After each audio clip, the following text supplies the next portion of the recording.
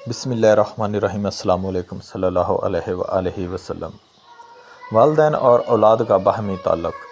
کون کس کے پاس رہتا ہے؟ ایک عورت جس کی عمر 90 سال سے زیادہ ہے، اس کا بیٹا کہتا ہے، ایک دن میرے پاس ایک رشتہ دار آیا اور میری والدہ میرے پاس بیٹھی تھیں۔ جب وہ اندر داخل ہوا تو اس نے کہا، ماشاءاللہ، آپ کی والدہ آپ کے پاس رہتی ہیں۔ میں نے کہا، نہیں، بلکہ میں اپنی والدہ کے پاس رہتا ہوں۔ بیٹے نے تعظیماً ایسے کہا تھا۔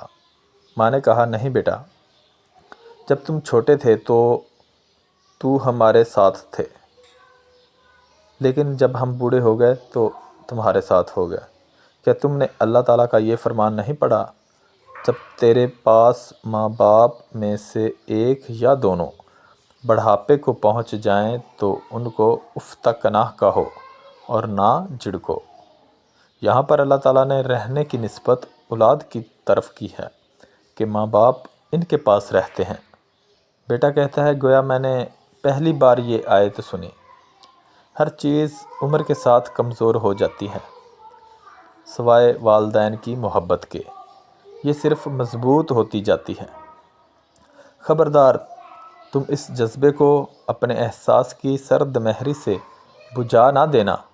اپنے والدین کو اپنی نافرمانی سے نہ تھکاؤ، کیونکہ خدا کی قسم، ایک آنسو جو ماں کے گال یا باپ کی سفید بالوں والی داڑھی پر گرتا، یہ آپ کو زندگی کے اندھیروں میں غرق کر سکتا ہے۔ کثرت سے والدین کے لیے دعا کیا کریں، اے رب، مجھے اور میرے والدین کو معاف فرما۔ اس میں 3 عبادات جمع ہو جاتی ہیں: دعا، نیکی اور بخشش۔ اے اللہ، ہماری کوتاہیوں اور ہمیں اور ہمارے والدین کو معاف فرما دے۔ آمین ثم آمین۔ اللہ حافظ۔